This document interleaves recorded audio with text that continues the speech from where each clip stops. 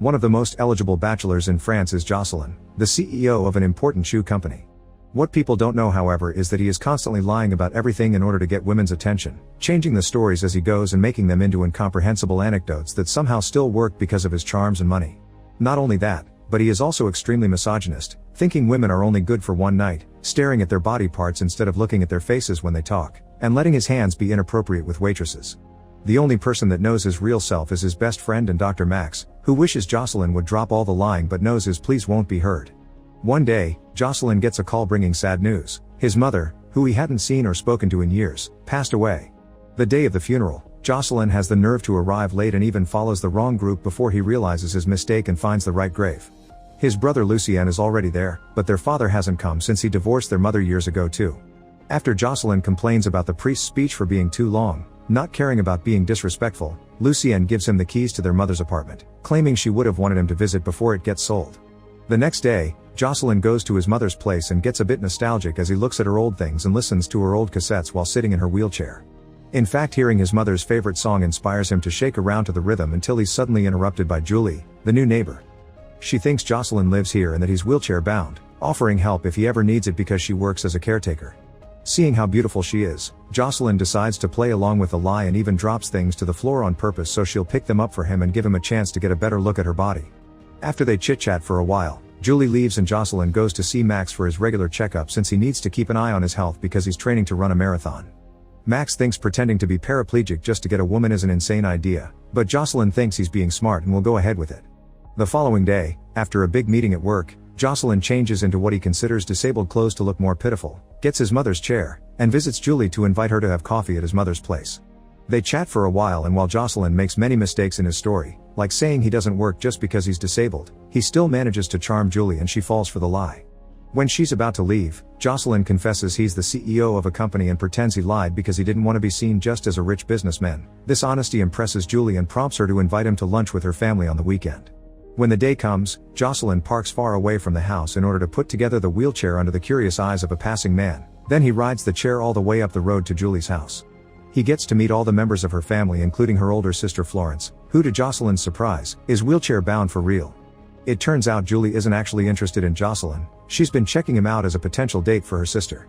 After lunch, Jocelyn and Florence are left alone so they can get to know each other better, and at first Jocelyn stays grumpy because he isn't interested, but he slowly warms up to Florence as she talks more and shows what an interesting person she is. She works as a violinist, but she also plays tennis in the disabled league, and she has a great sense of humor. While their chat turns out to be fun, Jocelyn still would rather have Julie, and he tells Max as much when they meet again. Max once again reminds Jocelyn this is insane, but Jocelyn thinks he's good enough to fake disability in front of another disabled person and not get caught. Meanwhile, Julie goes to the apartment again and finds Lucien there, who is very confused by Julie's description of Jocelyn but plays along because he doesn't want trouble with an innocent girl. The next time Jocelyn visits his mother's grave, Lucien takes the chance to approach him and call him out for his lie, pointing out Jocelyn doesn't like his real self and lies all the time to hide it. The next Monday, Jocelyn goes to work after going out for a run and tells his secretary Marie she doesn't need to come to the office every time because he's installed an intercom. Afterward, he's surprised to hear Florence has come to see him, and since he doesn't have his mother's wheelchair, he improvises by sitting on the desk. Florence assumes he's doing that instead of using the chair because he doesn't want his clients to pity him, which she completely understands, and explains she's come to apologize for her sister, because she hadn't known she had been trying to play matchmaker. Their conversation is interrupted by Marie, who is trying to follow orders and not enter the office, creating a whole ridiculous situation. First she makes funny gestures through the glass wall, then she tries to get Jocelyn to leave the office to speak of a private matter. Jocelyn reminds her to use the intercom, and this results in Marie announcing through the speaker that Max has confirmed Jocelyn's colonoscopy appointment.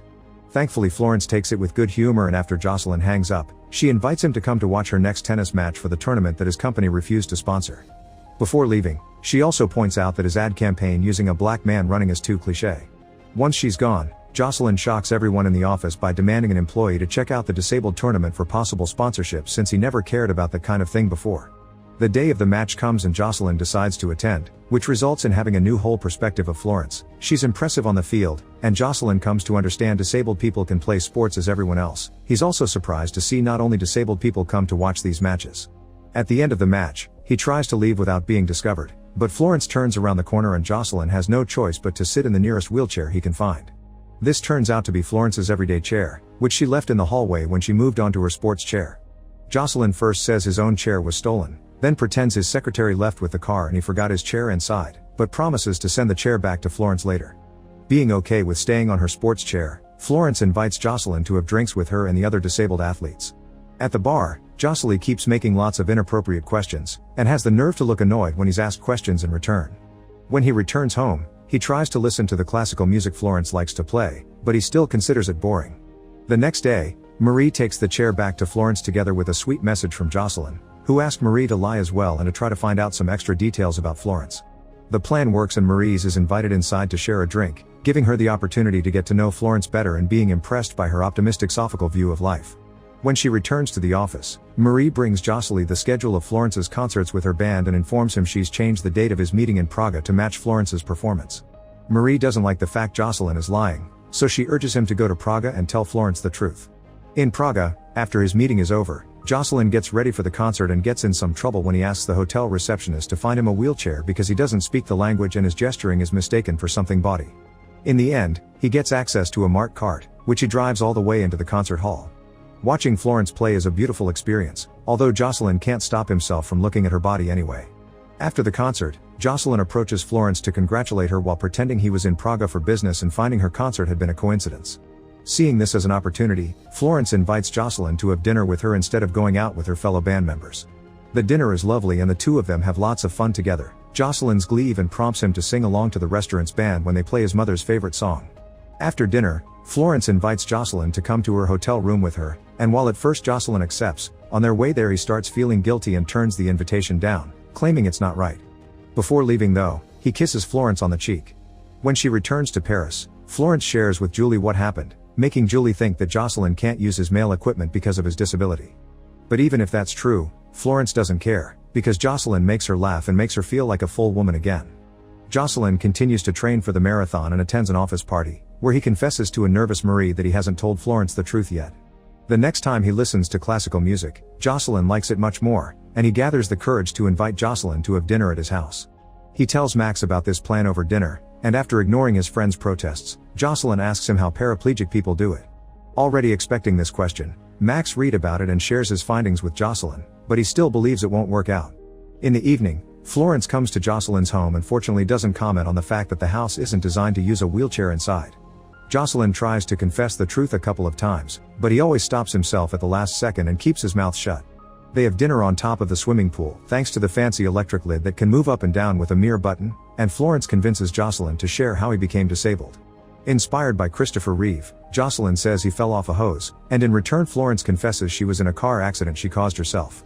Afterward, she tells him about an old boyfriend that betrayed her and the fact she can't stand lies, so once again Jocelyn stops himself from telling her the truth and instead, he lowers the pool lid, allowing the two of them can get busy underwater while floating. That way Jocelyn can keep the lie up and still have a good time. The next time Jocelyn sees Max, he confesses that at this rate he may fall in love with Florence, but Max tells him he already is. To make matters worse, Florence insists she wants to meet Jocelyn's friends, thus he brings Max and Marie to dinner with them because they're the only people who are more than mere acquaintances to him. Marie is a lightweight and quickly gets drunk, making her tell a fake story about a disabled uncle that makes no sense at all. Max on the other hand wants to tell Florence the truth, but when he's about to, Jocelyn spills the soy sauce on his pants on purpose to make Max take him to the bathroom. While they argue about being the right time to confess or not, a friend of Florence's enters the bathroom, so Jocelyn has to pretend that Max is helping him do number 2. Meanwhile Lucienne is having a date with Julie. The following day, Julie finds Jocelyn and slaps him because she knows the truth now thanks to Lucienne, who told her about it for the sake of Jocelyn's own good. Furious, Julie gives Jocelyn 48 hours to talk to Florence or she'll put him through hell. Not knowing what to do, Jocelyn goes to see his dad at the nursing home, where the old man ogles at and flirts with the elderly women that live there too. When Jocelyn asks him for advice, his dad comes up with a quick plan. He should take Florence to the sanctuary of Our Lady of Lourdes and pretend a miracle happens that makes him walk again. Jocelyn likes the idea and even convinces Max to drive them there, although he still doesn't approve. Marie'll come as well. When Florence gets a call with the invitation, she immediately accepts, and Julie gets worried because she doesn't think his sister should be seeing this guy anymore.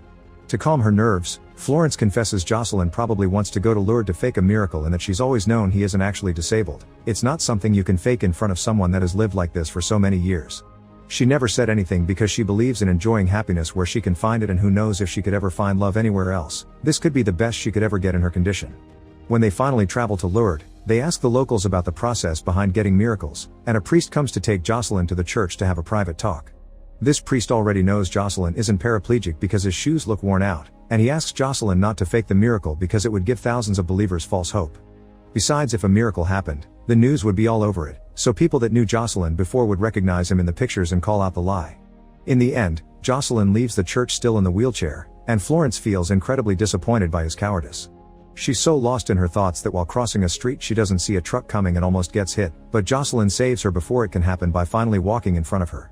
Jocelyn feels incredibly awkward and Florence tries to help by calling it a miracle, but she still dumps him and returns to the city with Max and Marie in the car while Jocelyn is left behind hitchhiking.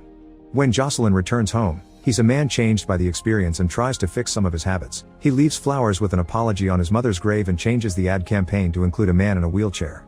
He can't stop thinking about Florence though, so one day while he's driving through the city, he suddenly speeds up until he reaches the outskirts and stops his car in front of the band's bus. Then, he gets in the bus to apologize to Florence, saying sorry twice before leaving without waiting for an answer.